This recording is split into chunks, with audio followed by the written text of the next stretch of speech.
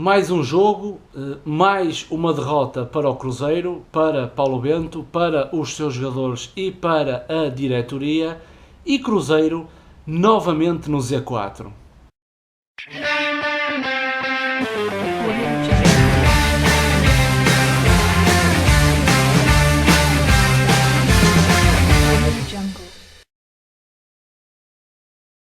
Sejam muito bem-vindos aqui ao Joga Simples. O meu nome é Luís Perfeito e hoje trago-vos mais uma tragédia do nosso Cruzeiro frente ao Fluminense num jogo fora a contar para o Brasileirão.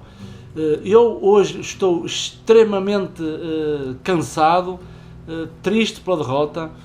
Eu estive o dia todo fora do Porto, estive em trabalho. Cheguei neste momento a casa e, ao chegar a casa, sentei-me para fazer o vídeo, porque senão chegava muito atrasado. Amanhã vou estar fora do país e menos tempo tinha para falar sobre o Cruzeiro.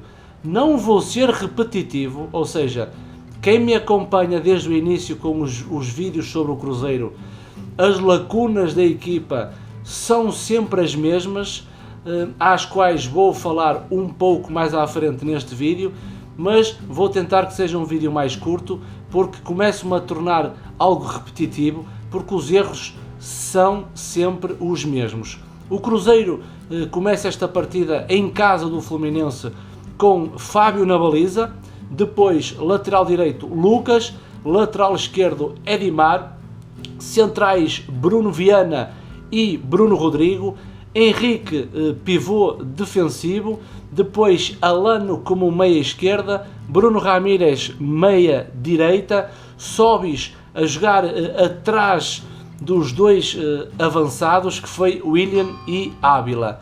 No meu entender, isto é uma tática, é o chamado 4-4-2 losango. Há um losango no meio campo, em que Alano, Ramírez, Henrique e Sobis formam os vértices deste sistema tático. Depois eu estive a acompanhar o jogo através de uma plataforma que um amigo brasileiro me deu, dá acesso ao canal Premiere, e ao ver o jogo no meu PC consigo fazer alguns print screens de algumas imagens que vos vou mostrar sobre a forma de como o Cruzeiro jogou. Há várias interpretações no sistema tático, porque o que conta aqui são as dinâmicas de jogadores, mas vou-vos também mostrar, no meu entender, porque é que e como é que o Cruzeiro jogou num 4-4-2, em inglês Diamond, em português losango. Vocês podem ver nesta imagem que eu vos vou colocar. Aqui temos já o trio da frente, ou seja, no meio campo do Cruzeiro, defensivamente, vocês veem que Ávila e William jogavam no setor mais avançado e Sobis ficava claramente atrás dos dois avançados. E depois, no meio campo já do Cruzeiro, tudo bem que é sem bola, vocês começam a ver que Ávila e William continuam na frente e Sobis sempre na retaguarda dos dois avançados. Nesta imagem vocês até podem ver que Bruno Ramírez, numa transição, porque o Cruzeiro não tem bola, numa transição Bruno Ramírez está adiantado, vamos já falar sobre isso, e Alano como meia esquerda, ou seja, falta nesta imagem o vértice Henrique, mas dá para ver claramente que foi assim que o Cruzeiro se apresentou em campo. Depois, para vocês perceberem também, se vocês têm a dupla de avançados com Sobis atrás, depois vão ver claramente que há um triângulo que depois com o vértice encaixa Sobis em cima, mas Henrique como primeiro volante e depois Alano e Bruno Ramírez, como vocês podem ver nesta imagem. Ou seja, o Cruzeiro apresenta-se a querer mandar no jogo, a querer jogar em cima do meio campo do Fluminense, mas depois o grande erro deste 11 de Paulo Bento, os comportamentos e princípios de jogo no próprio modelo de jogo de Paulo Bento, o grande erro crasso está nas transições defensivas, ou seja, quando o Paulo Bento está no meio campo do Fluminense, a trocar bola num processo bastante lento, verifiquem que Alano e Ramírez estão numa posição mais avançada no terreno, no apoio à linha ofensiva do Cruzeiro. Os laterais continuam a estar projetados, fica só na parte mais na retaguarda Henrique e os dois zagueiros, e quando o Cruzeiro perde bola no meio campo do Fluminense, um passe errado, um roubo de bola, ou seja, o Fluminense num contra-ataque em que imprimia sempre uma velocidade mais rápida, conseguia certamente criar o caos à organização defensiva do Cruzeiro. Vocês veem que aos 5 minutos o Fluminense já tinha 2 cantos e um livre lateral. Nesse livre lateral, aos 7 minutos, como vocês podem ver, um livre que Fábio faz uma defesa por instinto, e depois acho que é Cícero que faz a recarga e consegue marcar o golo. O Fluminense em 5 minutos tem 2 cantos a favor, 2 escanteios, e um livre lateral que aos 7 minutos dá o primeiro golo. Ou seja, em rápidas, nas transições ofensivas com velocidade muito rápida, apanhava sempre o Cruzeiro desprevenido. O que eu quero dizer com isto é que tanto Alano como Bruno Ramírez, eu não sei porque é que Paulo Bento escalou estes 2 meias. Não tem consistência, não tem resistência, não tem agressividade, não tem intensidade. Bruno Ramírez muito na parte muito ofensiva e na recuperação nunca chegava a tempo. Alano posicionava-se no processo defensivo bem, mas depois o número 2 do Fluminense fez o que quis de Alano, ia para cima de Alano, passava por Alano. Alano não conseguiu aguentar o ritmo do número 2, como vocês podem ver nesta imagem em que eu coloquei. Vocês reparam nitidamente o desastre de Alano. Vocês veem que o lateral direito do Fluminense está dentro da área do Cruzeiro. É uma situação que não poderia ter acontecido.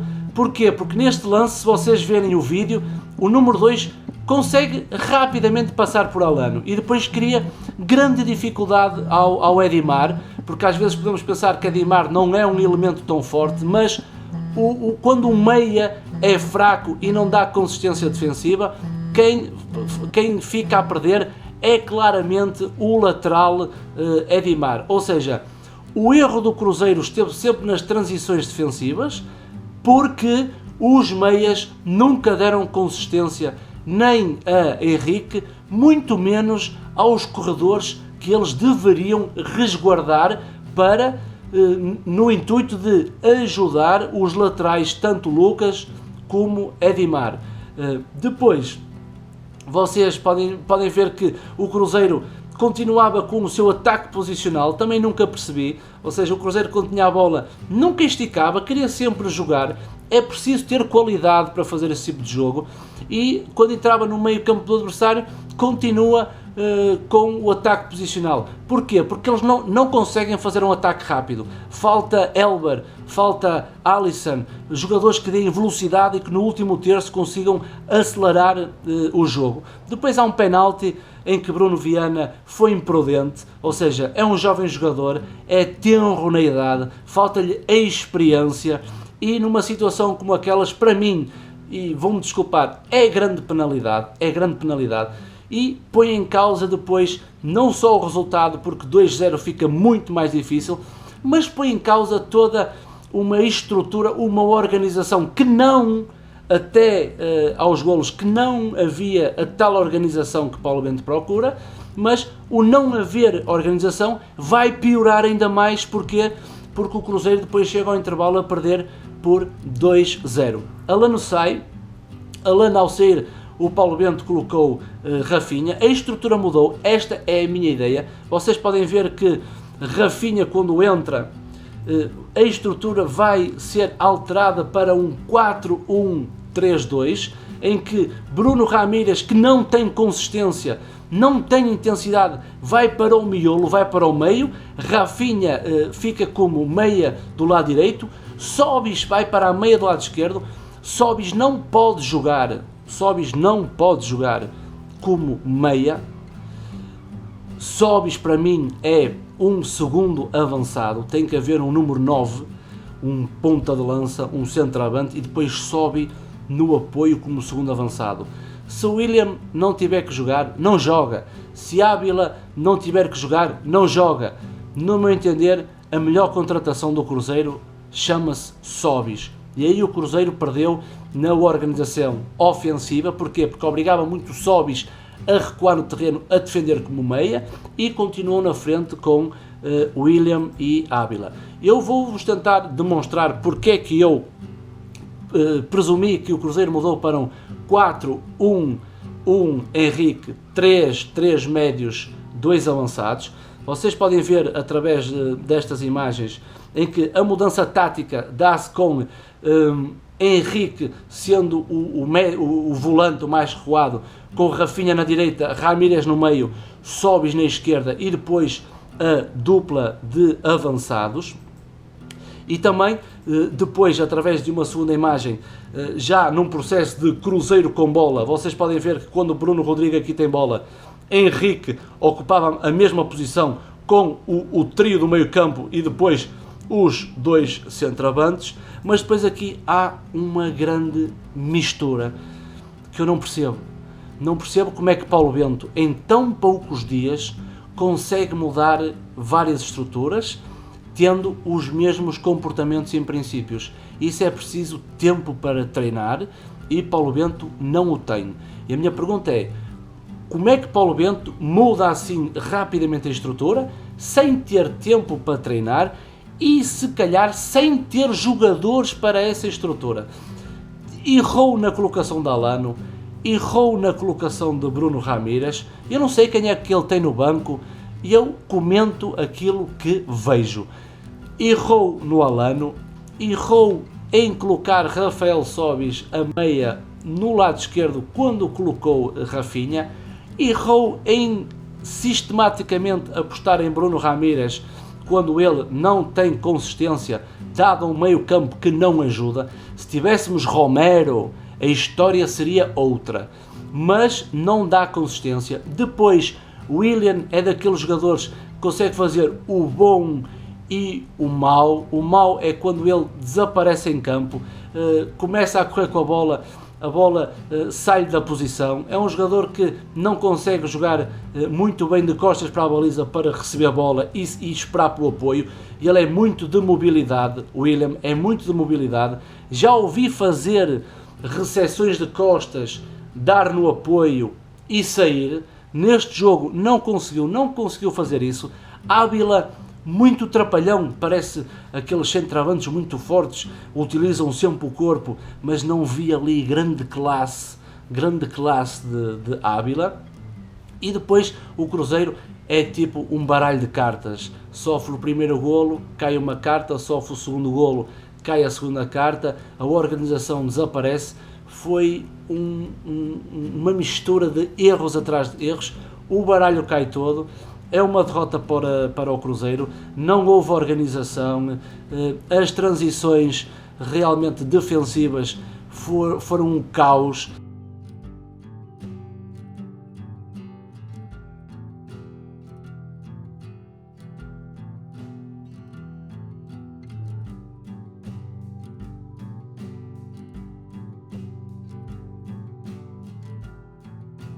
As transições ofensivas eram muito no passe e sem muita intensidade, um ataque posicional muito denunciado, ou seja, mais uma vez não gostei do Cruzeiro. Eu não sei de quem é a culpa, não sei se é da diretoria por organização, não sei se é do Paulo Bento pela gestão de plantel, não sei se os jogadores são de fraquíssima qualidade, mesmo as contratações, não vejo nada de especial que venha a acrescentar muito ao Cruzeiro.